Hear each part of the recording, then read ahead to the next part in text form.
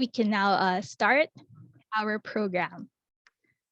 We will begin by showing this video about the valuable climbing vine we call Rotan and how the mindful harvesting of this product can help keep forests intact. Let's tune in to this video.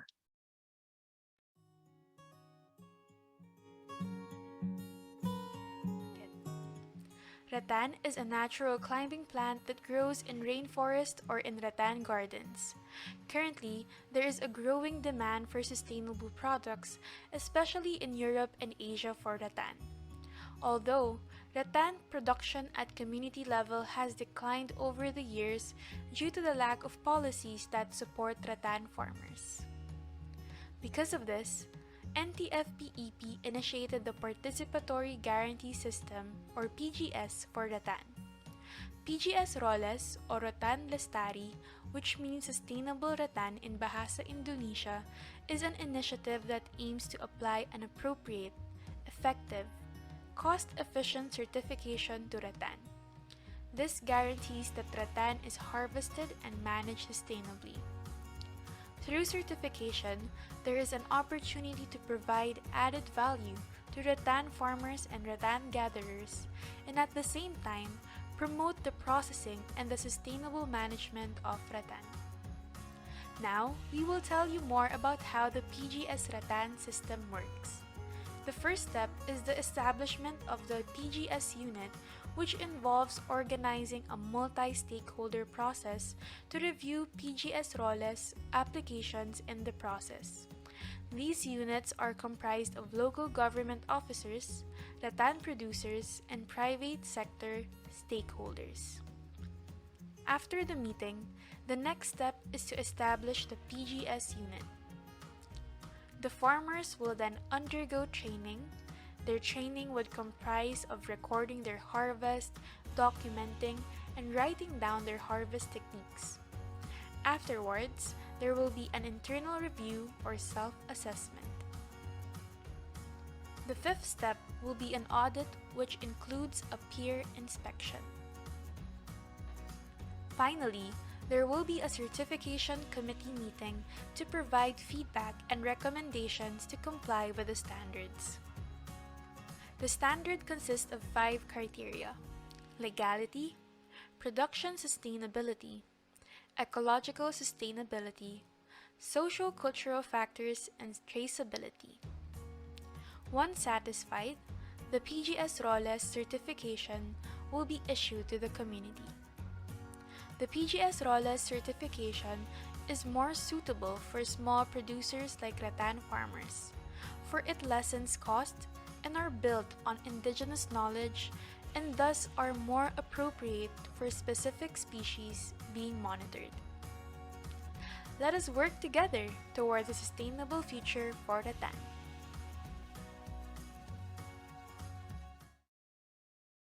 Thank you very much, Hai, for that video. It has definitely made us even more curious about how rattan is being sustainably harvested in Indonesia. And now for our next segment, we will proceed with our opening remarks. We shall be hearing a message from Ibu Lucy Ardiputri. She is from the Directorate of Social Forestry Area Preparation and Directorate General of Social Forestry and Environmental Partnership of the Ministry of Environment and Forestry in Indonesia. Ibu Lucy has been with the PGS certification process since the beginning, which is almost close to a decade now. Unfortunately, she cannot join us today as she is on fieldwork and travel, but she has kindly sent her message to us, which I am honored to read. And so here's the message from the Ministry of Environment and Forestry of Indonesia. Peace be upon you and Allah's mercy and blessings.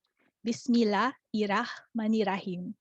Ladies and gentlemen, the participants of the Participatory Guarantee System, PGS Roles Global Launch, and awarding of PGS Roles Certificate to VDS Import, which we are proud of. Good day and greetings to all of you. We give thanks to Allah who brought us together in this happy forum, which brings together parties who sincerely work together for Indonesian rattan. In supporting the vision and mission of the President of the Republic of Indonesia, namely to create a developed Indonesia that is sovereign, independent, and with characteristics based on gotong royong, or mutual cooperation, the Ministry of Environment and Forestry, or KLHK, has formulated the ministry's vision, namely the realization of sustainable forest resources and the environment for public welfare. There are two keywords in the KLHK vision, namely, number one, forest resources sustainability, which means that the development carried out by KLHK must be able to maintain the sustainability of forest resources, environmental quality, economic and social life of the community with the implementation of governance that is able to maintain the improved quality and standard of living of the community. And second, welfare. Economic and social welfare refers to the achievement of improving the quality and standard of living of the Indonesian people, both men and women, in a fair and equal manner.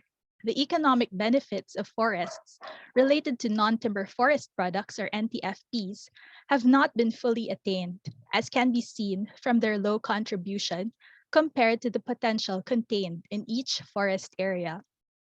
One of the NTFP commodities that has become a flagship of Indonesian forests is rattan.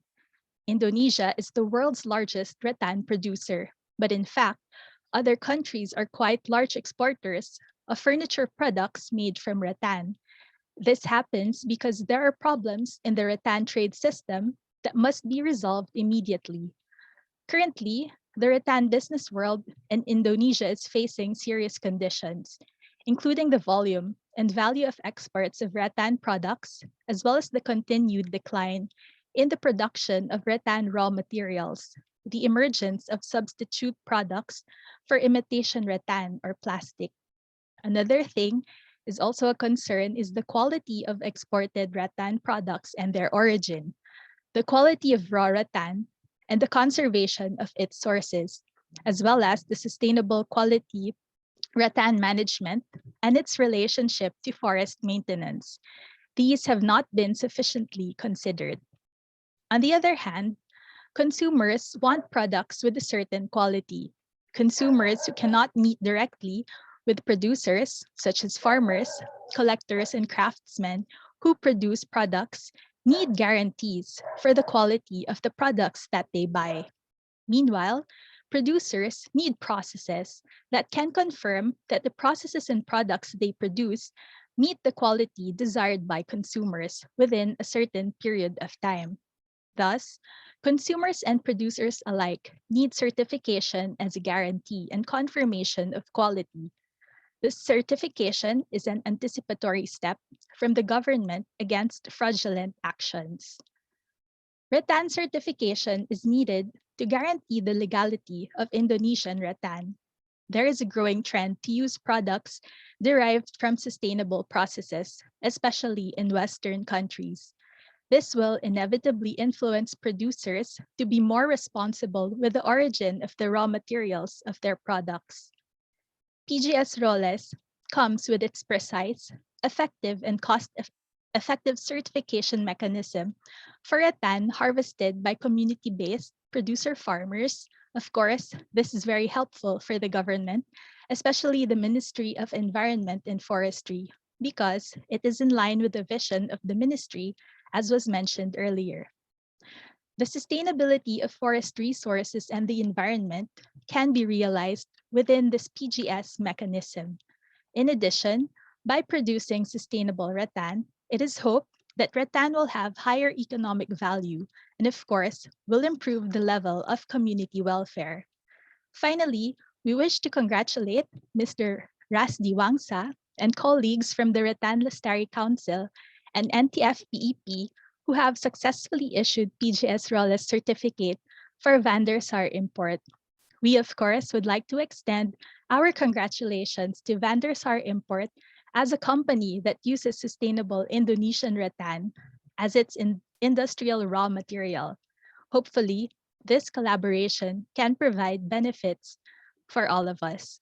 We hope that this PGS mechanism can be an alternative that can be applied in all rattan producing regions in Indonesia and make Indonesia again the world's largest producer of sustainable rattan, and at the same time become the largest rattan exporting country, so that state revenues from sustainable rattan can also increase. And with this, we convey a good afternoon to all. Healthy greetings always. Wassalamualaikum warahmatullahi wabarakatuh. Terima kasih. And so that was the message from Ibu Lucy R.D. Putri from the Ministry of Environment and Forestry in Indonesia. Thank you very much for preparing that message in advance. Up next, we will hear a talk providing context of Indonesian rattan, PGS, and participatory rattan certification. I am pleased to invite on stage my colleague from NTFP-EP, Ibu Chrissy Guerrero. Ibu Chrissy Guerrero is NTFP-EP Senior Advisor for Strategic Programs. She leads the thematic program on sustainable and climate adaptive livelihoods. She has worked on community forestry and indigenous peoples issues for over 2 decades, focusing on community enterprise development, heritage crafts promotion, NTFP development, participatory certification, traditional ecological knowledge, and local and forest foods. Welcome, Ms. Chrissy. The floor is yours. Thank you very much, Diana. And thank you as well to Ibu Lucy. She was trying to send her recorded message, but in the field, she met with a landslide last night, which didn't allow her to send the recording, but we're glad that she was able to send her message. So thank you and welcome to everybody who is here. We are very excited for this launch. I will be presenting a bit of a background to get us all on the same page. Yes, I hope everyone can see my screen. So welcome and thank you for joining us today. Before we get to our other speakers, it will be good to provide a brief background on rattan in Indonesia, as well as on participatory certification in general.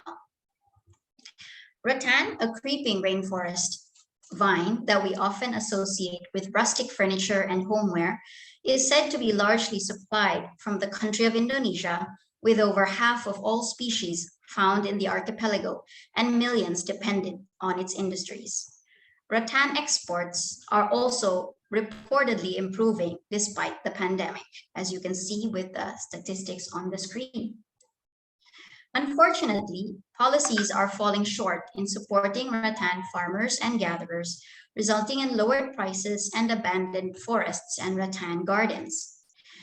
With the growing global demand for sustainable products, however, certification can also assist in guaranteeing values of sustainability, traceability, among others, and that's why it is now in the spotlight.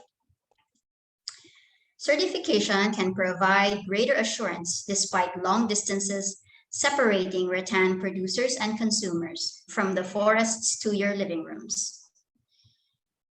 There are many kinds of certification schemes out there. Some may be more complex and some may be more costly, but PGS, or the Participatory Guarantee System, tries to offer an initiative that empowers local producers, lowers costs, and simplifies requirements. This PGS system was started some time back in the organic agriculture field. Participatory guarantee systems are locally focused quality assurance systems. They certify producers based on active participation of stakeholders and are built on foundation of trust, social networks, and knowledge exchange, where transparency and inclusiveness is key. PGS, through PGS Roles, is now being pilot tested in the forestry sector, specifically for rattan resources through PGS Roles, or Rotan Lestari, meaning sustainable rattan in Bahasa Indonesia. This is a pioneering system in this field for rattan and for the forestry sector in general, where most PGS systems in the past have been within a country or in the field of agriculture alone. So thank you for being a part of our pioneering effort for all those behind this initiative. Participatory guarantee system, therefore, ensures various guarantees as seen on the screen. The certification mechanism applies an appropriate, effective, and cost-efficient scheme for rattan harvested by community-based farmer producers. And we'll hear more from the PGS Roles National Council and from the Secretariat as well. PGS Roles has established its standards across the years through consultations, field trials with farmers, scientists, government bodies, and other parties. As Diana mentioned, we started 10 years ago and continue to grow and improve. PGS Roles establishes multi-stakeholder units at national and local areas to inspect rattan management and audit the chain of custody. Knowledgeable peer farmer inspectors conduct monitoring as well at the local level. Farmer partners and those of the private sector are starting to take notice and look for the PGS Roles certification system. On the screen, you see several messages from our partners, and some of the partners will be speaking today. Thank you very much. This is my short input for today. And thank you for all those who are joining us in our journey to talk about PGS Roles and finally to grant the certificate at the end of this event. Thank you very much. Diana, now back to you. Yes, thank you very much, Ms. Chrissy, for that succinct yet very comprehensive overview. It's quite amazing to see how the PGS Rotan Lestari has come a long way since its beginnings. And now, moving on to the next part of our program, we have our next speaker who will be giving a presentation about the background of forest products trade to EU from Asia, deforestation and commodities. What are the alternatives? I am pleased to call on the floor and introduce on stage Mr. Paul Wolverkamp, joining us all the way from the Netherlands.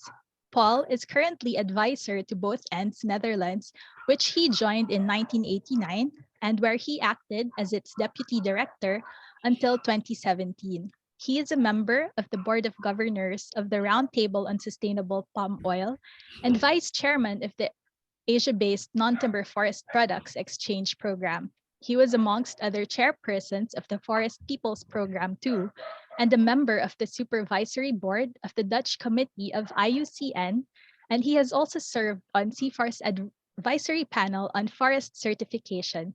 He has coordinated many international programs in the field of water, forests, and agricultural commodities, such as on the Public and Private Partnership on Sustainable Tea in Sri Lanka, and action research on local forest management in various countries.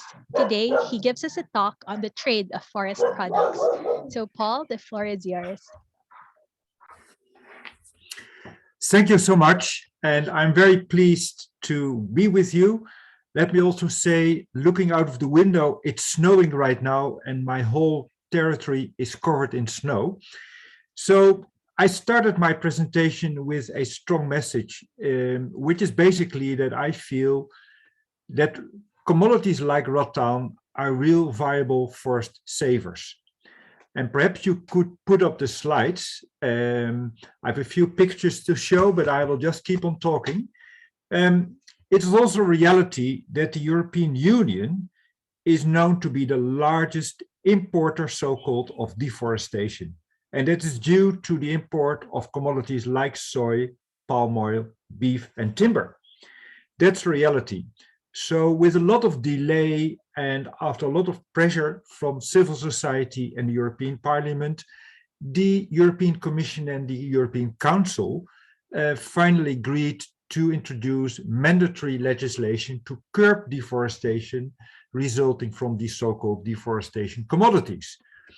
And it's to introduce measures to help ensure sustainability of those mostly monoculture commodities. Whatever that may mean in reality, we have to see. But what my strong message is that in this political discourse, what is really lacking, and I think the representative of the Ministry of Environment and Forest made it very clear today, is support for alternative economic development options. So options which really support in a genuine fashion sustainable livelihoods for local communities, which help restore and conserve forests, also for the sake of climate, and which also are community-based. Now, in the next picture, I will sort of bring you back to a visit I brought to East Kalimantan many years back. And in the front, you see Dayak ladies preparing rattan, which has been soaking in a stream. And in the background, you see how their ancestral forest land has been devastated by forest fires to make place for palm oil plantations. Next slide, please. So bringing us this kind of large-scale monoculture landscapes. Now, obviously, in the next slide, I will go into that. If we sort of reflect on the nexus between forest and people, it's definitely so that the current trade and investment regime, but also, let's say, mainstream overseas development aid, is still very much top-down. And we need a shift of investment away from only this kind of monoculture commodity systems, but also to sort of support more inclusive, people-oriented and ecologically sound forest management, which also benefits climate change measures. Now, I'm a very strong believer that community-based forest management is in fact in many regions the last buffer against deforestation. That is a sheer fact. And fortunately, we have international renowned organizations like the World Resources Institute, but also the UN panel on climate change, the IPCC, stating that globally, communities, those with, let's say, formalized legal rights, cover over 500 million hectares, 500 million hectares of forest. So these community forests, it's estimated, hold over 37 billion tons of carbon. So that's estimated to be the equivalent of nearly 30 times the annual carbon emissions of all passenger vehicles globally. So you can sort of imagine what key role communities have to play. Now that brings me back today to Rotan. Now, I think Indonesia deserves credit and also appreciation that the country, and Kalimantan especially, has this hugely unique skills in cultivating rattan. I've seen that in East Kalimantan. I've seen it also in West Kalimantan with hugely extensive rattan markets, local markets. So world, if you look at world sourcing of rattan, Indonesia I think has a share of 90%. So in that fashion, I feel the PGS Rotan scheme, certification scheme, really shows the way forward. It offers concrete economic development options, like I just stated, which support livelihoods in the kampongs. Livelihoods, yes, please. Well, sorry to interrupt. Jessica, would you move to the next slide? I believe. Yes, thank you. Yeah, you can move on to the next slide also. Thank you. So it's really about livelihood and forest management options, which are embedded in local culture, in their traditional knowledge, and that's really key. And it's about management practices, rattan management practices, which involves both men and women, but also which offer an economic perspective for young people, allowing them to stay in their villages and to develop a living for themselves and their future families. And moreover, it also helps strengthen land tenure security. And it sort of emphasizes the legitimacy of their claims of private land holdings and customary common land holdings. And again, it really offers a buffer.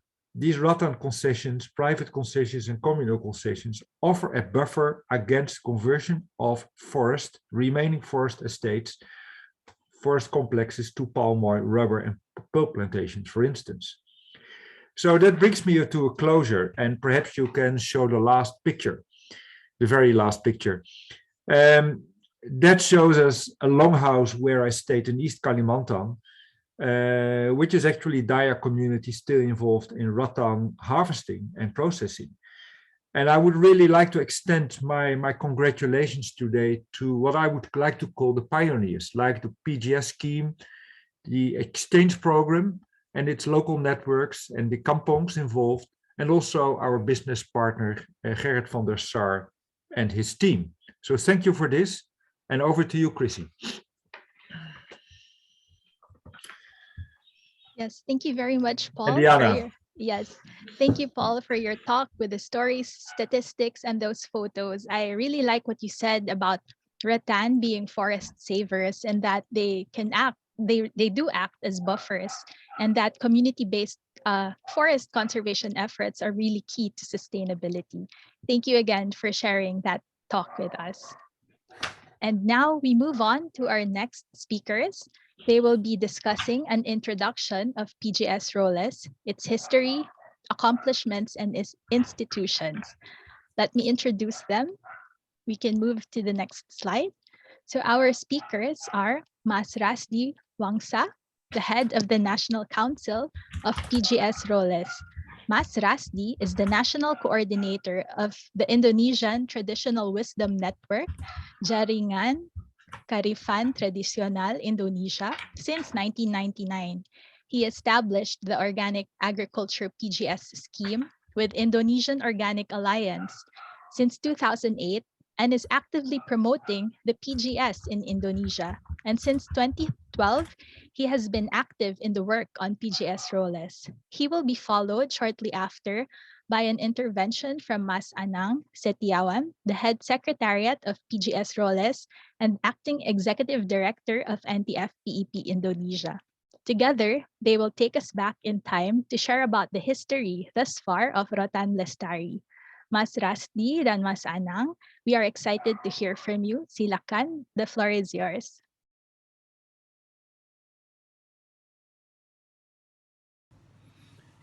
Hello, everybody. Good afternoon, good evening. My name is Rasdi Wangsa. I am from the PGS Rollers Indonesia. May I introduce the PGS Rollers Indonesia? Uh, what what is the PGS Rolls? The PGS Rollers Indonesia is one initiative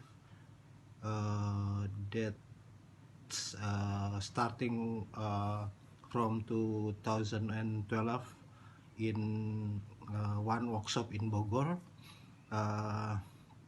The participant coming from the some organization, non-timber forest product exchange program Indonesia, Setara, Lembaga Ecolabel Indonesia, Indonesian Organic Alliance, and the representative of the Ministry of the Environment and Forestry in Indonesia, and the representative of the rattan farmer from the Sulawesi Island and Kalimantan Island. And this workshop have a result of the commitment of the participants to make or set up the rattan certification scheme, and we agreed to call the initiative as PGS Roles. Why this initiative the important for us? Because by this scheme we can support the small rattans for farmer to access their market, their consumer by the scheme. Because if we talking about the third-party certification, in my experience and in my experience in organic is the scheme third party certification scheme is very complex for the small farmer and also very expensive. That's why the PGS roles is the pathway of the small farmers to access the market. And for us, because by this scheme we can support, but we just still try to discuss, to learning from other parties, other person, and I think learning from all of you in this meeting. I hope this initiative, the PGS roles, moving forward to more better. Thank you very much.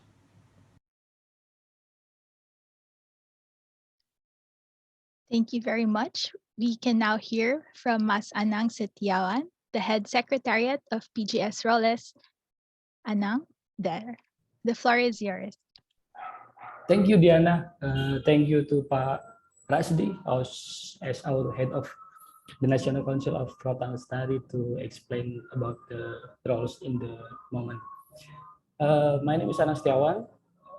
NTFP Indonesia is the Secretariat of Sustainable Rotan Indonesia, or we call it ROLES or Rotan Lestari. In my slide, I will explain more about the PGS role start, about the standard establishment of the PGS roles, National Council, and PGS unit, and also how does it work, institution, and the function, and who guaranteed the Ratan in the PGS roles. And also the verification and inspection process in Rotan Lestari PGS. Before we go through to the information, I will explain a little bit about the journey of PGS Ratan. Maybe next slide, please, Jessica. Yeah, the initiative is started in 2012 with the developing idea concept, also draft of standard and mechanism. And then also, like Mas Radi mentioned, is about the eco certification workshop about the sustainable Ratan initiative. And then in 2013 until 2021, there are several activities like finalize the scheme and standard, and also pilot testing in Kalimantan and Sulawesi, establishment of PGS Ratan National Council, participation in fair and exhibition such as Parara, and Raya Nusantara, IFAM, and others, and then delivery to the buyer in the UK, and also on the ongoing PGS certification process now in for the Europe flower pot manufacturer. It is a long history for Rotan Lestari. So many activities have been done. Then how about the system and standard? Next. Okay. Then the system and standard in PGS was developed through research, interview, and discussion with stakeholder and the district and national level. So several group discussion with they are getting input and feedback from the farmer, also government, weaver, scientists, private sector representative from the NGO also. And then the standard is developed consists of 5 criteria. There's legality, production sustainability, ecological sustainability, and social cultural factor and traceability. After that, it was pilot test in Eheng village, East Kalimantan, the first pilot, and the second is in Namo village, Central Sulawesi. Next. For more detail, there are 5 criteria and several indicators in the criteria. The first one is legality. The indicator should be a clean tenure from the area of Ratan, clear permit to harvest the Ratan, no illegal activity were observed. And for the production sustainability, periodically monitoring and planning of the Ratan area, no harmful and banned chemical are use. Harvesting does not have the recognition of the plant. Ecological sustainability, there is harvesting does not adversely affect the biodiversity in the area. Waste management is implemented, especially during the process of Rotan. Social cultures, there is a fair trade practice, such as no child labor, equal opportunity for men and women. Good working condition is also observed, and the capacity building and conflict resolution mechanism are in place, and also there is benefit sharing. The last is traceability. It should be the raw material processes rata can be traced back to the origin.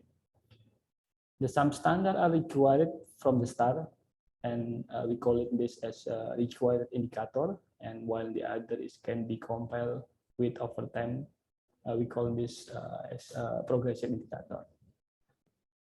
And then after the standard and scheme are finalized, always establish a PGS National Council. Next. In the structure, you can see in the diagram, they will manage the roles activity. PGS National Council is consists of representatives from various stakeholders, like government, NGO, researcher, academic, and also Rotan farmer. PGS national structure at the national level is consists of like in Indonesia, is consists of representative from the Ministry of Environment and Forestry, Rotan farmer from Kalimantan and Sulawesi, to Rotan Association, 9 NGO and researcher. After the PGS National Council, there is a PGS Secretariat who manages the monthly activity of Rotan Lestari. Is now in currently by the NTFP Indonesia, and there is a PGS unit who is managing activity of roles Rotan Lestari at the district level. There is three PGS unit now in West Kutai, East Kalimantan, in Sigi, Central Kalimantan, and also in Palangkaraya, Central Kalimantan. Next. Okay. PGS unit and the district level established after the roles at the pilot setting in Kalimantan and Sulawesi. The PGS unit consists of the coordinator, approval body, inspector, field assistant division, and promotion division. And you can see in the diagram. The PGS unit member also come from various stakeholders also. The coordinator will manage all activity, approval bodies to approve and select the farmer group, and data plan the certification, inspectorate to make inspection process. Field assistant is to assist the farmer group, and the last one is a promotion division, is to gather information, especially on the market of Rotan. This is like an example you can see in the slide. There is a two PGS unit. I think the last one is in Palangkaraya, but I'm not using this. And then how about the activity in farmer group? Next, okay. In the slide, you can see in the flow of activity that roles implementing in one of our pilot tested in Namo village, Sulawesi sub-district, Sigi district in central Sulawesi. You can see several activities have been done by the role secretariat, from the stakeholder meeting, establishment of PGS unit training, PGS unit meeting, application review, audit process, and there will be certificate committee meeting, and certificate is issued. And also role secretariat in also preparing the Rotan farmer group and giving the training to the Rotan harvester group. There will be like to make a document of sustainable harvest plastic practice, and also how to make the harvest protocol. And how about the Rotan harvester group submit the application to PGS unit? The Rotan group, maybe next, okay. The Rotan group must prepare the document. Like we mentioned before, the document is consists of 8 documents to be prepared by the Rotan farmer. The first one is group profile, List of Rotan farmer group member, list of Rotan area or land, and then the evidence of ownerships, map of the land, maybe a sketch of the land of the area of Rotan. Harvest protocol is sustainable harvest protocol based on the local citizen and community policy and practice. And like a note with coding of raw material processes prepared by the member group of Rotan harvester. And the last one is note with coding of raw material processes.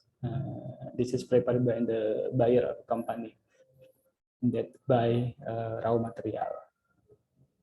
Then how about the process of the Rotan government harvester is applying the document. This is like the process after the Rotan harvester is finished all the document, they must apply to the PGS unit. PGS unit in the district level. It consists of several stakeholders, and PGS unit will review the document, and also they must review and send the inspection report to the group. And then annually they will visit the forest and or Rotan garden to see the Rotan and the forest. After finishing, the PGS unit will give a certificate decision on how long the Rotan harvester group can use the certificate.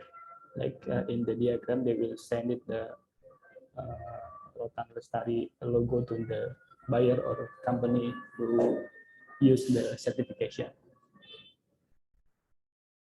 And how about the client of Rotan Lestari now in Indonesia? Next, we have 5 clients now. The first one, the pilot is Kelompok Bina Usaha Rotan in East Kalimantan. They supply to the Borneo Chic as a traditional Dayak woven rattan basket. And then the second is Borneo Chic in South Jakarta, East Kalimantan. They sell it to the USA. And the third is we call it Namo Rattan Group in Central Sulawesi. They sell to Verted Furniture in UK. The fourth is Kelompok Citra Usaha Bersama in Central Kalimantan. They sell it to the VDS company now. And then the VDS import and the land in Central Kalimantan, they sell it to Europe. Raw material is rattan basket. I think this is my last slide, and I would like to say thank you to the Swedish Society for Nature Conservation, or SSNC, and to the Dutch government through the Green Livelihood Alliance for your support of this initiative. Thank you for your trust, support that we can create an inclusive mechanism that empower local people, bring economic benefit and sustainability. Thank you. Back to Miss Diana. Yes. Terima kasih, Mas Anang, for your presentation. And I'm also happy to see our colleagues from SSNC also joining us for the session today. So we heard from the Secretariat side about the PGS Roles structure and the processes. And thank you for those presentations, which makes us appreciate even more the quality certification process being practiced by Rotan Lestari. For our next segment, we will be hearing a message from the partner Rotan farmers from the communities. And so without further ado, please join me in welcoming Pak Suyadi from Desanamo, Central Sulawesi.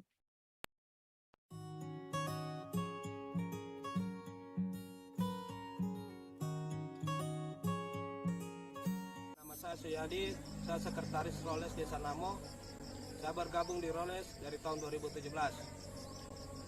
Yang menarik membuat saya ikut di Roles supaya bisa mengedukasi masyarakat bagaimana caranya memanen rotan secara lestari. Manfaat bergabung di Roles pertama bisa mengontrol masyarakat untuk memanen rotan secara lestari, bisa memetakan wilayah-wilayah yang bisa dipanen rotan secara lestari. Untuk ketersediaan bahan baku, misalnya rotan seperti batang, noko, tohiti, lambang masih cukup untuk di wilayah hutan desa Namo. Untuk perusahaan masih lancar. Harapan kami semoga Roles bisa berkembang ke depan dan semua pengumpul rotan bisa mengikuti skema Roles dan pengumpul rotan bisa sejahtera. Terima kasih.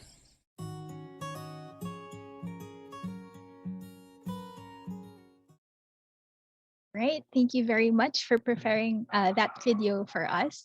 And so we've had quite a few number of speakers already, and some of you may have some burning questions that you may want to ask. So everyone is free to type in the chat box should they have questions for our speakers, and I will be sure to take note of these for the question and answer portion later.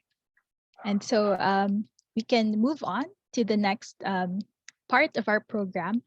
And to discuss about audit results and PGS Roles roadmap, I now call on Mas Wisnu Charoko, the Senior Auditor of PGS Roles. Mas Wisnu is working as a consultant for various sustainable resource-based development programs in Indonesia, such as on social forestry, sustainable landscapes, peat management, NTFPs, and supply chain development.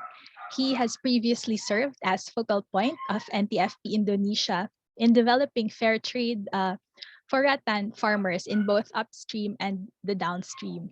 He was also the former Secretary General of the Fair Trade Forum in Indonesia, where he developed standards for commodities, including for rattan handicrafts. He developed the NTFP standard for Indonesian Eco-Labeling Institute and is now officially registered as an auditor for the timber legality verification systems. And so he has joined me now on the stage. Welcome, Mas Wisnu, and please do tell us more about the results of the Vandersar import audit and the PGS Roles roadmap. The floor is yours. Silakan, Mas. Yeah, thank you, Diana. Okay, hello, everybody. My name is Wisnu. Miss Diana already mentioned about my background. Please, can we start with my presentation, Diana? Yes, we will show your presentation slides. Yes, I haven't seen them, the presentation. Okay. Okay, let me make a brief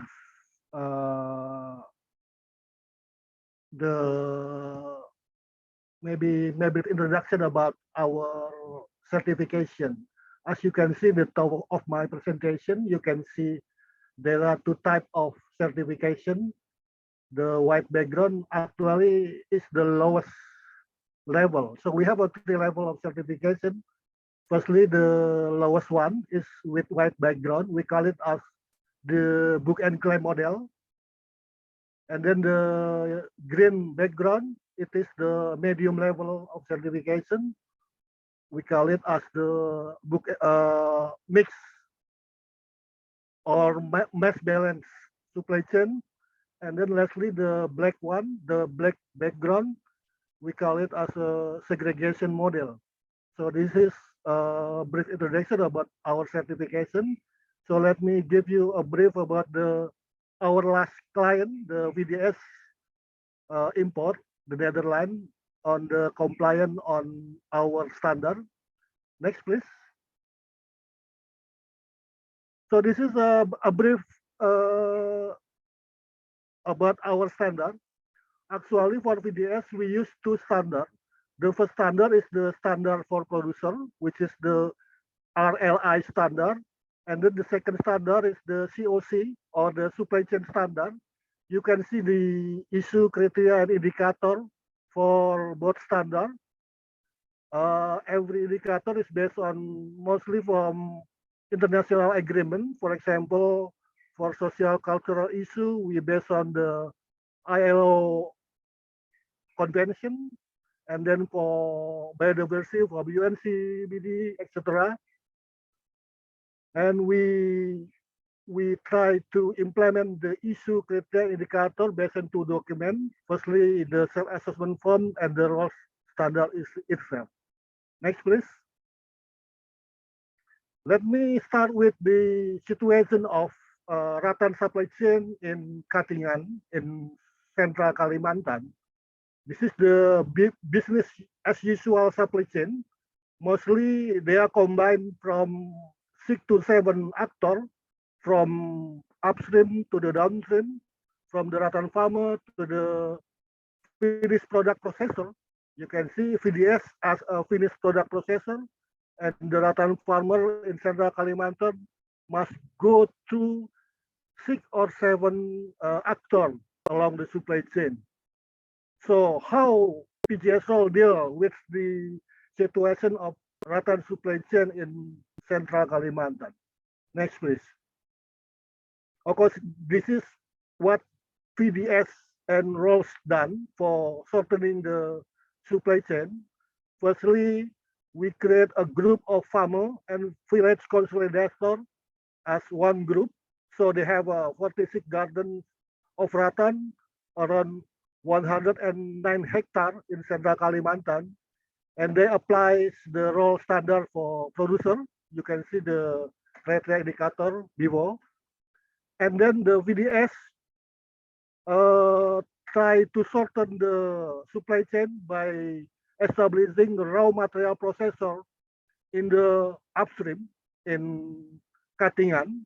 So this is I very much appreciate what VDS done, because as far as I know, there is no manufacturer in Indonesia who dare enough to establish a raw material processor in upstream level.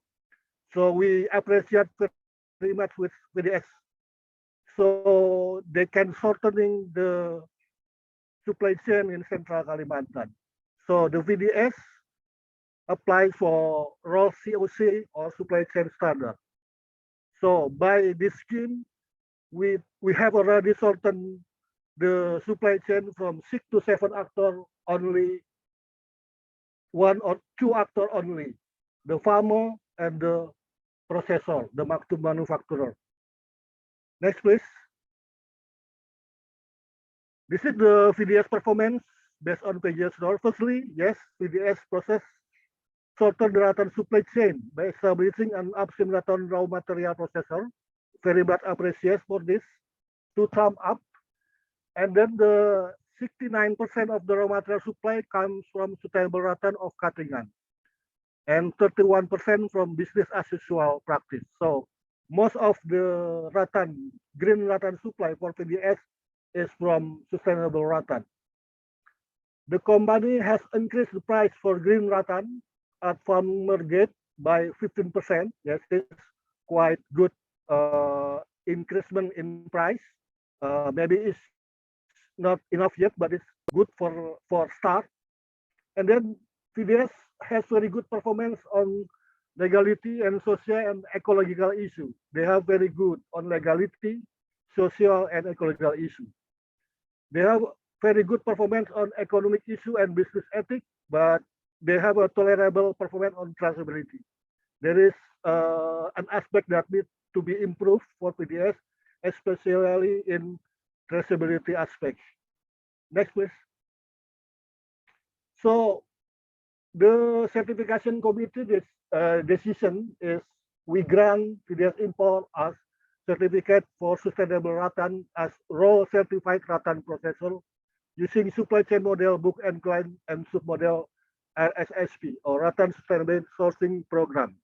Congratulations, PDS, and they have a certification number and license code based on the supply chain model, and they have a sustainable claim. The claim is composed mostly from sustainable rattan from variable sources or raw rattan processor. The traceability still came from traceable raw rattan processor. And then we develop a corrective action request or CIR, and PDS import must comply with this, and the compliance will be monitored by us.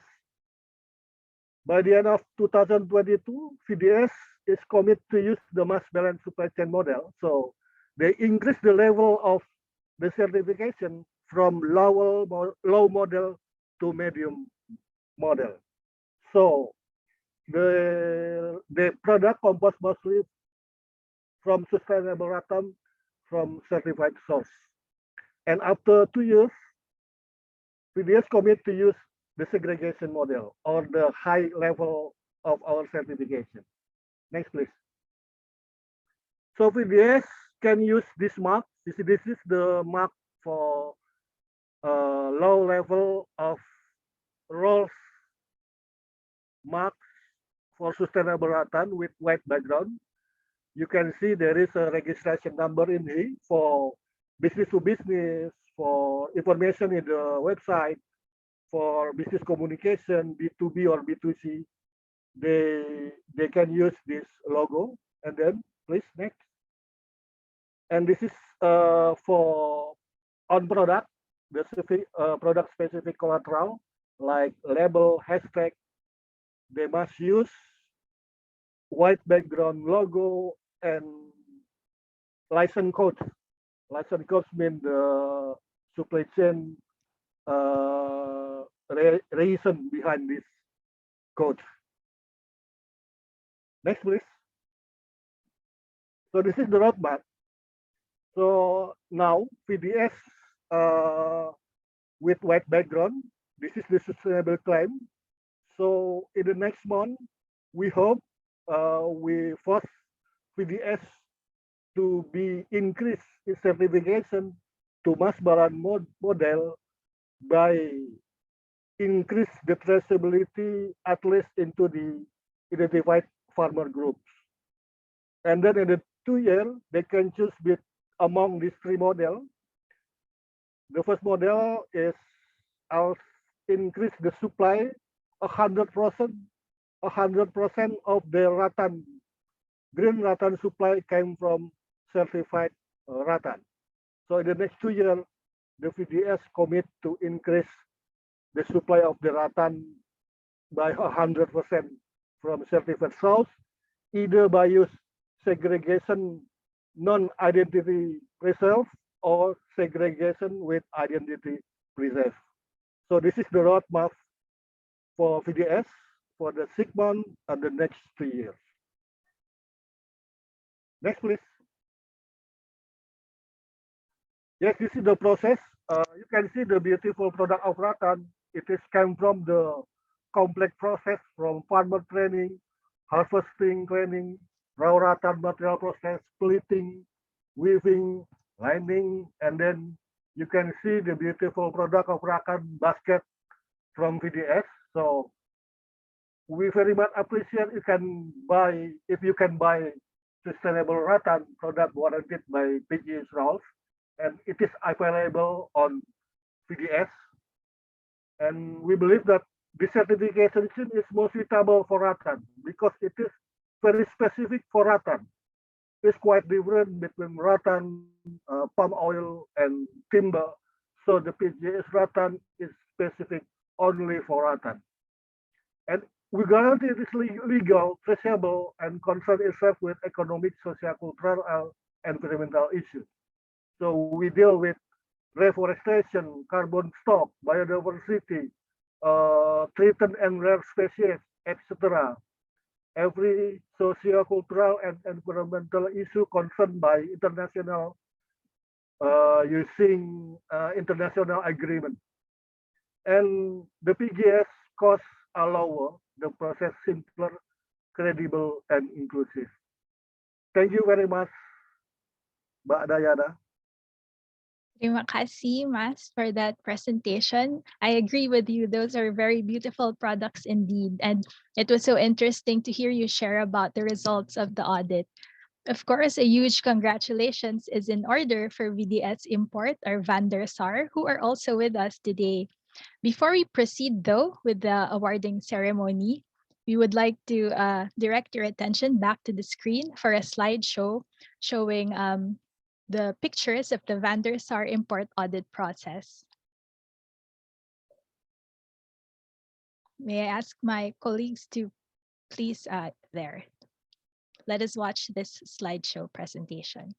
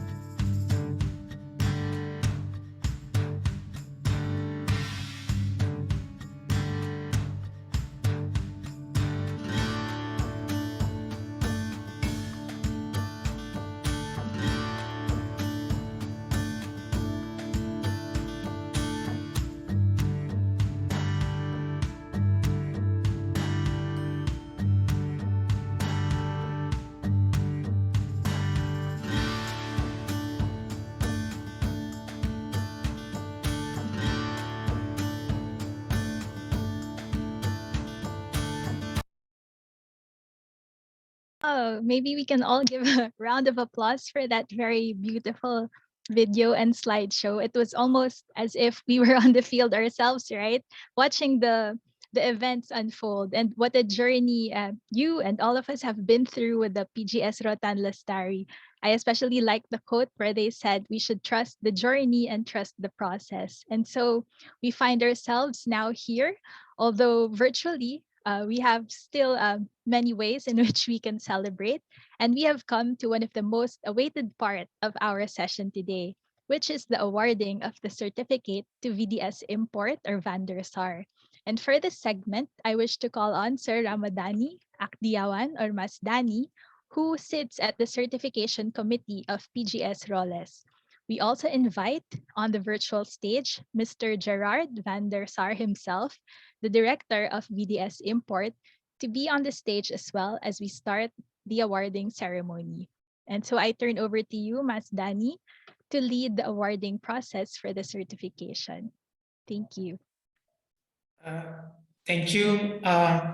Good afternoon. Good morning, everyone.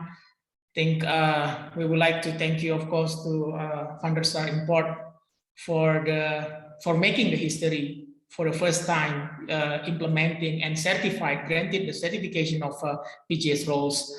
And with this very historical opportunity, it's a very important moment. We would like to grant the Vandersar Import the PGS roles certificate. I think can we see the? Yes. Maybe I need to change my background. You need to take off the background. Yeah, so sorry. Take off the background. Remove your virtual background. And Mr. Vandersar, do you also have your certificate? Okay. So we wait for Danny to remove the background, and then we take a picture. Yeah. There. Okay. Are our photographers ready to take this very historic shot? 1, 2, 3. Thank you very much. Congratulations. Congratulations once more. Congratulations. Sorry, we cannot shake hands in person. Yes. This is the best we can do at this time. We hope soon later this year it will be possible. Thank you. Thank you. Indeed, and maybe it does add to the uniqueness, of this very historical moment. So we will be sure to share, of course, the documentation of that moment with all of you here today. And so congratulations once again to VDS Import. And of course, we will now give the floor to you, Sir Gerard, for your remarks. We are so excited to hear from you about the journey that you have been through. So please, the floor is yours.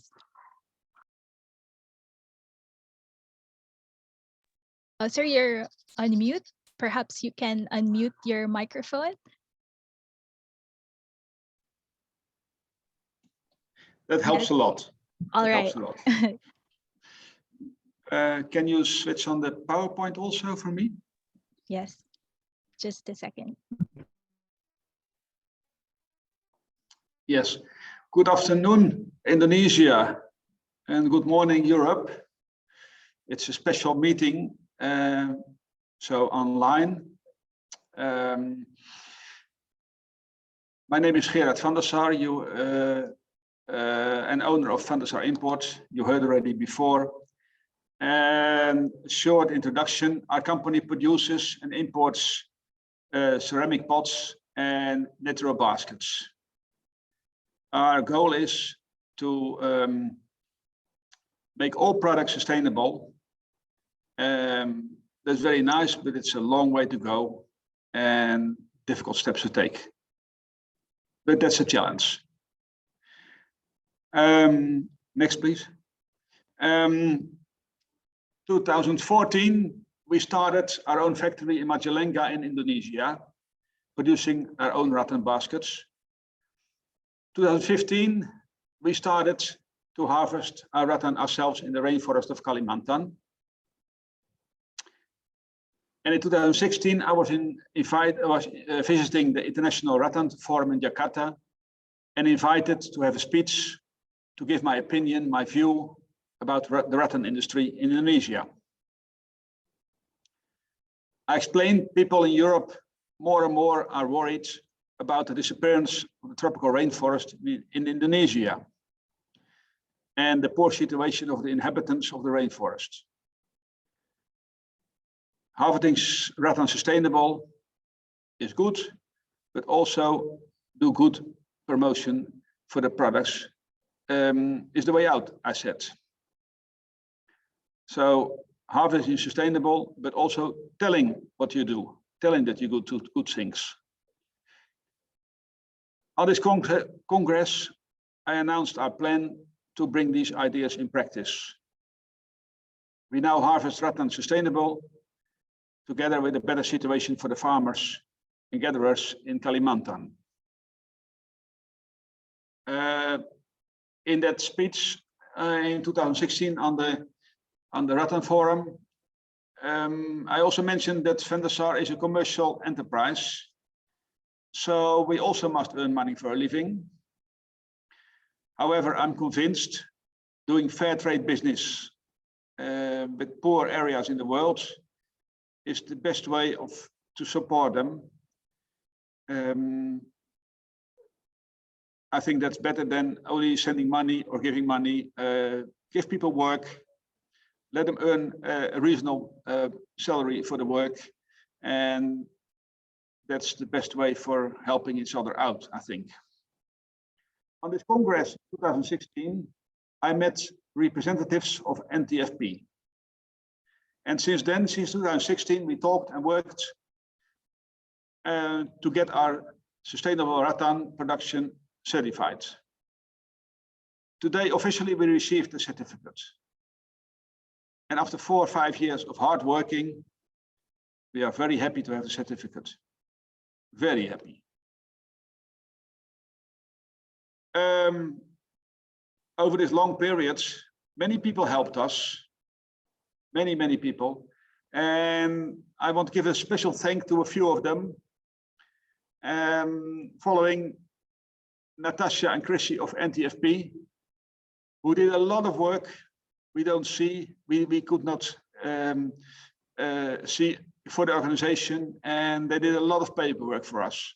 Thank you very much for your help. It was impressive. Also to thank Pa Vishnu, auditor during the certification process. Pa Vishnu checked and registered all steps taken in our organization. He now knows our company better than I do. And we learn a lot from him. Thank you very much. You're welcome. The PowerPoint, please, bit higher. Number 2, please. And yeah, number 3 is fine. That's fine. I also want to thank Pa Surapman, the manager of our factory in Majalengka. He spent many weeks in Kalimantan, sometimes under primitive conditions, to make our organization in Kalimantan ready for the certification. We're very proud we have him working for our company. And at the last to thank is our team leading the basket factory in Majalengka. They every day must do the important and detailed administration for this production process. Without them, we would have never received this Rattan certificate. Thank you all. I want to go to the next step. What happens? I want to tell you something about what happens with your baskets after production, after leaving your country. The rattan baskets produced in Indonesia, we ship to the Netherlands, to Belanda, as the Indonesians say. Why to the Netherlands? Well, simply because we live there. That's one thing. But secondly, because the Netherlands are the center of production of flower and plants in Europe. Nearly all flower shops and garden centers in Europe buy flowers and plants from the Netherlands. And every day, hundreds of trucks distribute these flowers and plants all over Europe. Then it's very handy if customers also get pottery and basket delivered in the same trucks. For that reason, our company is located in the middle of the plant production area. How is the business organized in Europe? I want a brief information for you. Yes, people in Europe like to make their house and garden nice with colorful flowers and plants. Flowers we put in vases, but plants must be placed in a nice pot or baskets. Europeans buy many plants, so we need many baskets to put the plants in. How does it work? Our factory produces baskets and we put them in containers and we send to Holland to an importer, as we are importer of baskets from Indonesia. Then we distribute these products to many wholesalers in many countries of Europe. Please, next slide, please. That's the container, we know about that. And the next one, please. The wholesaler is a big shop where florists and garden center buy their products. So there your products come between all the other products a florist or an owner of a garden center needs. Next, please. So this is a flower shop. There you find the better quality products, and they make nice arrangements selling that to customers. Next one, please. A garden center is a place where you find much more assortment, bigger quantities, and they all sell quality products like your baskets. Next one, please. Besides flower shops and garden centers, we also supply supermarkets. And supermarkets want some cheaper products, but buy big volumes. And also those people we need to keep the factory and Kalimantan running. So these three are the type of retailers who sell to the consumer. Next one, please. And here you see a picture of a house with some nice plants and some of your baskets. Sustainable brands. We do make sustainable baskets. As I told before, we must tell also that we make them, those sustainable baskets. So we developed a brand for sustainable products, and we call the brand Terima Kasih. Next one, please. Terima Kasih. And the orang-utans, one back, please, that one. And the orang-utans are the symbol for us of the disappearing rainforest. So this totally make the brand for the sustainable baskets we produce in Indonesia. Next one, please. On every basket, we hang a so-called Terima Kasih label. And over the years, we sold millions of baskets with this label in Europe. Now, most business people in the flower business in Europe know about our sustainable brand.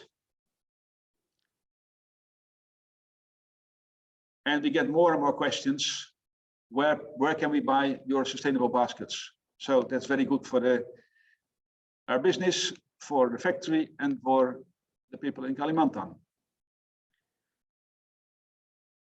Next one, please. Consumers buy the baskets, and on the baskets is only the brand name and nothing else. So what did we do? We developed a website for consumers called www.trimakasih.eu. Customers see how baskets are produced. They like that. storytelling is an important part of our business. Maybe you visit the website also. On the website, you see rattan baskets, but also other sustainable products. We produce other type of baskets, also sustainable in Bangladesh and India.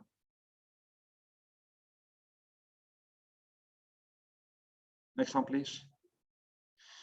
So at the end, I want to say terima kasih to all farmers who harvest the rattan sustainable for us and so help saving the rainforest. I want to say terima kasih to all people helping us to reach this certificate. And I want to say terima kasih to all customers who buy a sustainable basket. Thank you for your attention. Wow, thank you very much. And terima kasih to you as well, Mr. Gerard van der Sar and your team for this achievement. I see in the Zoom room actually that your colleagues, they're named Team van der Sar is in the room. So perhaps you can also wave hello to all of us here, that we can welcome you and send our congratulations for that truly inspiring work.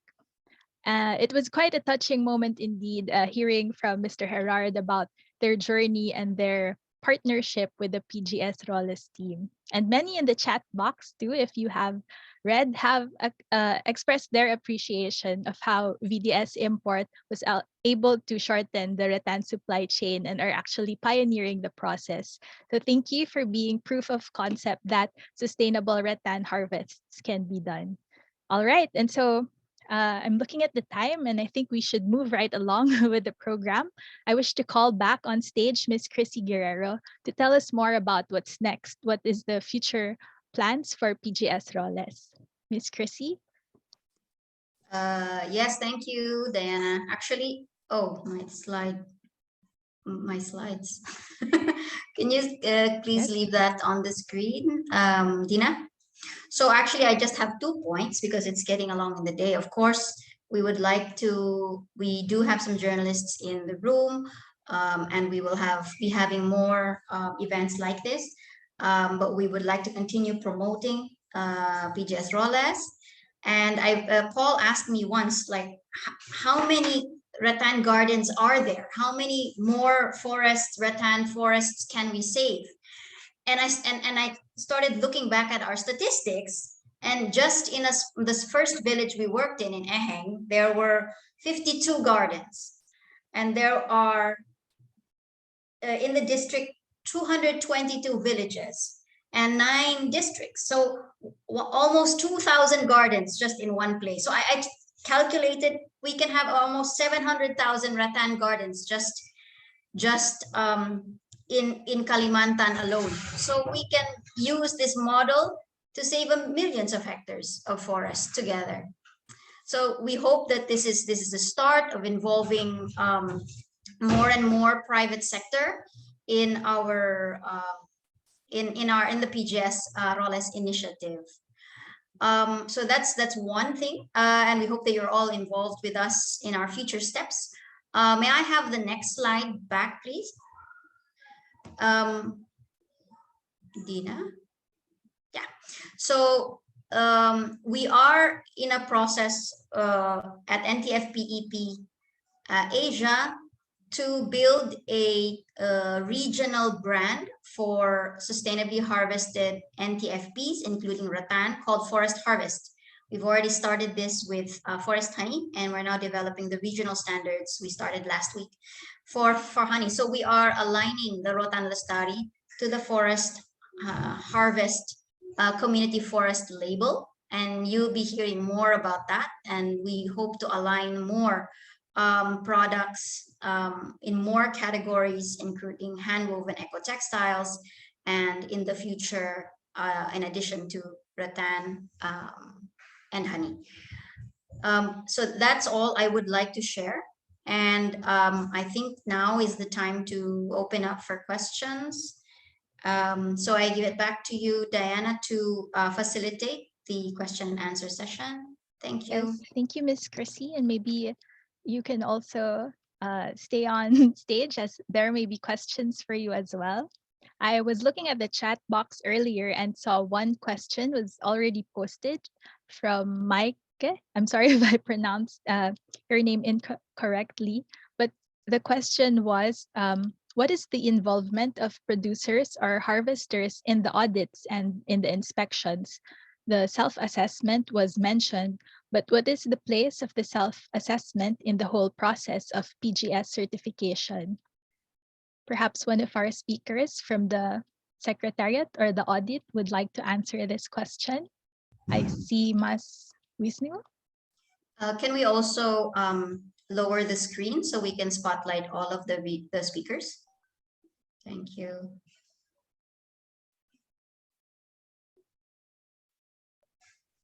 So yes, Mas Wisnu and Okay, the question is about the roles of the harvester, of the farmer in the inspection process. Actually, we have a scheme called by peer review. Peer review is an applicant of certification is reviewed by the other peer or the farmer that is already certified before. So, but it is actually not yet implemented because we have 3 farmer group which is already certified by roles, but it is spread out along the country. Once in Central Kalimantan, once in East Kalimantan, and one in Central Sulawesi. So it is costly to conduct peer review for farmer in Central Kalimantan, for example, review by farmer group who already certified in Central Sulawesi or in East Kalimantan. So we have a scheme, but not yet implemented yet. But if we have already more certified farmer group, so we can make this peer review implement in the field. But in the farmer level, they have a inspection method called by internal control system. So the farmer control or inspect the practice of other member in one farmer group. There are 2 levels. One level is in the farmer group called by the ECS, and then in the area level we call peer review, where farmer group is reviewed by other farmer group which is already been certified before. And then the second question is the self-assessment. Yes, the self-assessment is conducted before when they apply the certification, before the audit process. So the assessment is for the document review. So we will review the legality of the institution, the production process, they comply by document on various indicator of our standard. So this is before the audit, the assessment. So to make it easier for us to conduct the audits. Thank you very much. Terima kasih, Mas Wisnu. I hope that answers Ms. Mike's question. I see a thumbs up. Thank you very much. And Ms. Chrissy has raised her hand. Please. Yeah, just to assist, to add to what Vishnu has said as well. Central Kalimantan, actually, we have another process for an audit that's still beginning and starting in another part of Central Kalimantan. And therefore, we have also invited the peer group from there to help with inspection. So the idea is that these 2 groups in different parts of Central Kalimantan can also assist in the peer reviews, though the one area is still in the process of being developed. Because like Pak Vishnu said, it's very spread out. East Kalimantan is far from Central Kalimantan, and so is Central Sulawesi. So that's why, and we hope that Bandersar import will spread to more villages, so we can implement more the peer review process. Thank you. Thank you. That sounds interesting and definitely something maybe Mr. Gerard is already thinking about. And so, are there any more questions from the chat box? Or please feel free also to raise your hand in case you wish to speak your question out. I think we can have room for maybe one more question.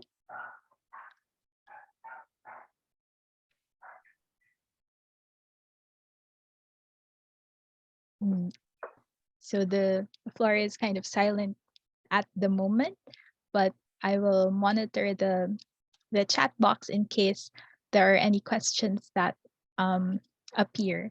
Maybe we can have this time or this space if any of the speakers would like to add on to something.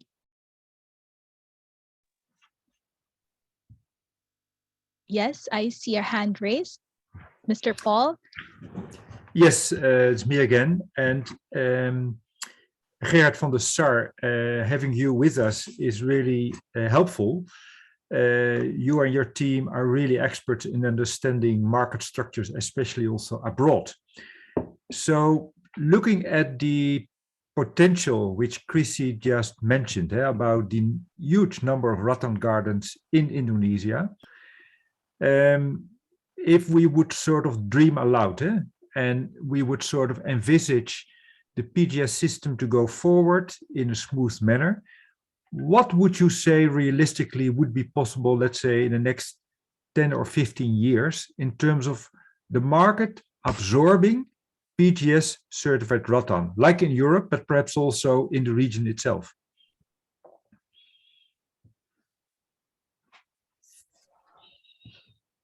I understand I must answer this question. Yes, please. Yes, Paul, that's a very good question. And the problem we have is that everybody loves sustainable products, really wonderful, but the ones who want to pay for it, that group is much, much smaller.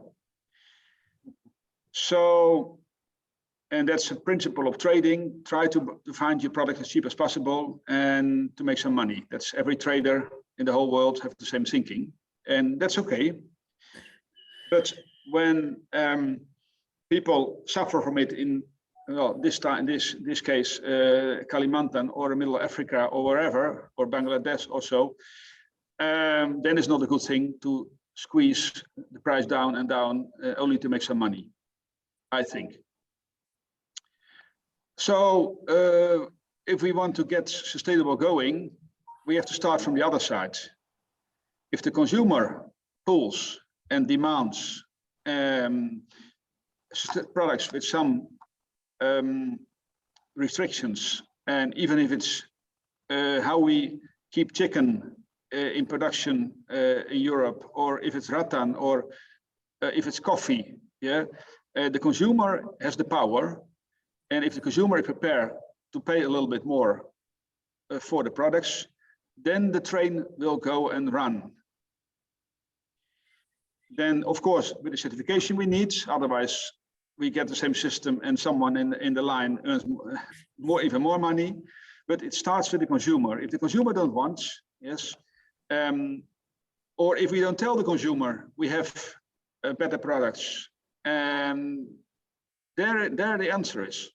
So the reason we made a brand and inform consumers, and we see developments in several countries in Europe. People ask for the sustainable products, and there we have to start. And the pool must come from that side, Paul. That's about roughly the answer. Can I ask one? Can I sort of add one element, Gerard? Because it's the same in the palm oil business, but the retail and the brands, especially the retail, always says, "Well, it's the consumer." But we in the RSPO say, "Well, wait a moment. The retail is the last window, the last connection to the consumer. So also the retail has a responsibility." In other words, it would be interesting to see how in the next years a collective effort can be made And of course, I'm not preaching to you, Gerard, because this has been your life work to discuss this with the retail, but how the retail sort of offers the consumer only one option. It's not like a race to the bottom kind of product, but they sort of offer only products which are genuine sustainable. So it's the same as you said with chickens and so on, animal welfare, people's welfare, the planet. So the consumer, as we mostly know, is sort of lazy, or they are not making the right informed choices. And that's, I think, also the role of the retail. But again, I'm not preaching to you. It's more a kind of collective challenge we face. That's right, Paul. What we see in the retail business, that's some first adapters are standing up and want to go sustainable. And I hope that they force the markets that other big retailers have to follow. You know, and slowly here and there you see that retailers take this responsibility, not always a gentle reason, yes, but because of the competition do the same. Well, if that's the way, we do it that way, it doesn't matter for me. But there are companies who are the first ones who are serious and we have to move, but still it has to come from that side. Right, thanks. Yeah. Yes, thank you to the both of you for that wonderful exchange. It does leave us a lot of room to ponder on. And so we will be taking the final question for this portion. I will read the question from Ibu Neti Febriana. She is the Secretary General of Forum Fairtrade in Indonesia. Her question is, Vandersar as a marketing organization, is it also the owner of the certificate? Are they also under audit? And what aspects of the audit are the focus of the audit for the marketing organization? Perhaps for this question, we can invite the PGS Secretariat to clarify the audit process and also the ownership of the certificate. So would any of our speakers like to answer this question? Yes, I think I will answer that, Yes. Diana. Okay, thank you, Okay. Neti. Yes, Vandersar is not only a marketing organization, but Vandersar is also a manufacturer. So Vandersar is manufacturer and marketing. So yes, we use the standard for COC or the supply chain for this type of organization or business. So they have it's different if there is business which is only marketing the product. Yeah. So we have another standard called by standard for wholesale and retailer. So it's different.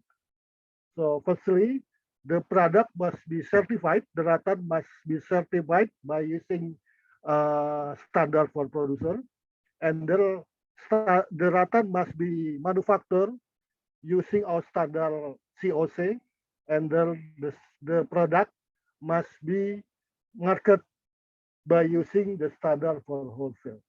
So this is very different. Yeah, this is our scheme on the audit process. Thank you very much, Mbak Neti.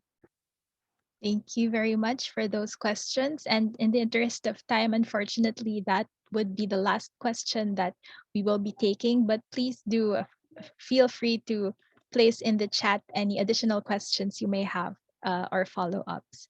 And now for the last segment of our event, we move on to the closing remarks. I am happy to call back again on stage Mas Ramdhani Aktiawan or Mas Dani. He is currently the operations director of Collins Higgins Commodities. He has been doing research on the socio-economic and value chain of rattan since 1999, and he was involved in the establishment of the Participatory Guarantee System. Mas Dani is now a member of Task Force on Rattan Use and Development, TFR, International Network for Bamboo and Rattan, INBAR, since 2016, and a member of the Technical Commission on Bamboo and Rattan of the National Standardization Agency of Indonesia. Welcome, Mas Ramdhani, and the floor is yours for our closing remarks. Thank you, Diana. Once again, hello everyone. Good afternoon and good morning for you in the Europe. Ladies and gentlemen, colleagues, we thank you for your participation in our PGS launching. This is a very historical moment. And once again, I would like to congratulate Van der Sar Import, especially Mr. Gerard van der Sar and team in the Europe as well as in Indonesia, by making the history as the first company granted the role certificate. And of course, all parties, all stakeholders involved in the process since the beginning. For all of our colleagues, the journalists who are in the room at the moment, we hope that you could also write more about this new participatory scheme so that a wider audiences can learn about PGS, and more Rotan farmers and companies can benefit from it. So both here in Indonesia as well as globally. For all the companies who are attending this session, this event in the room, please reach out to us, to PGS councils, PGS secretariat. If you would like to learn further about the PGS system, we'll be very happy, to share and exchange learning with you. And let's start some discussion with us. For all of our colleagues from the development aid agencies, development aid partners, may you please also share the PGS scheme to other Rotan farmers, to other Rotan gatherers, to the communities, to governments, national, local government partners, and others who would be interested to collaborate with us to implement PGS scheme. Of course, for our government partners, let's continue the work together. I mean, we have been demonstrating our positive collaborations. Let's work hand in hand in developing the multi-stakeholder mechanisms that we have developed to benefit everyone. We hope this also can be a model for other NTFP products, or maybe also forest products, other sustainable products for that matter. I mean, we hope that we can also work together in facilitating favorable policy environment for especially for our Rotan farmers. And lastly, for our civil society members in Indonesia that may be working in the forestry sectors or even agricultural sectors, you may also have Rotan gatherer and farmers partners that may be interested in these mechanisms. You also may be interested to join a PGS roles unit near your region, because PGS have the local or regions representations. You may be interested, to help us to establish a new one even. I mean, let's looking for further collaborations. We are very open to widen our network. Thank you very much, everyone. Congratulations again to all partners, to all stakeholders involved in this process. We are looking forward for a better future of Rotan in Indonesia, also globally. Thank you. Thank you so much, Terima kasih, Mas Dani, for that wonderful closing remarks. And of course, thank you to everyone who has stayed with us all the way up to the very end. What an inspiring session indeed. This session, which was supposed to be for an hour and a half, has extended quite a bit. And thank you very much for staying on.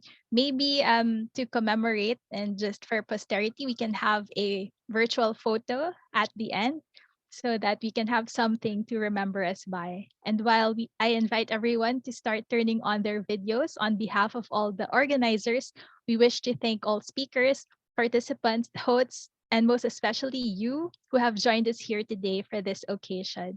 May we all continue to advocate for and support PGS, Rotan, Lestari, and initiatives towards forest protection, conservation, and sustainability, as what Mas Dani has emphasized earlier. And so have a wonderful rest of the day ahead, and please hold your smiles for a bit as my colleagues are preparing to take that final photo to commemorate this historical occasion today. And so I see people are already up on screen. Maybe Dina and Robin can help me take the picture. And why don't you count? Oh yeah. All right, so let me count. So after I say 1, 2, 3, everyone say Rotan and give your biggest smile. All right, so 1, 2, 3, Rotan, smile. And one more for the next page. Feel free to give another pose if you like. All right. 1, 2, 3, Rotan. All right. Terima kasih semuanya. And hope to see you again in the future events that we have regarding sustainable rattan. So thank you very much and have a great rest of the day ahead. You can open your mic.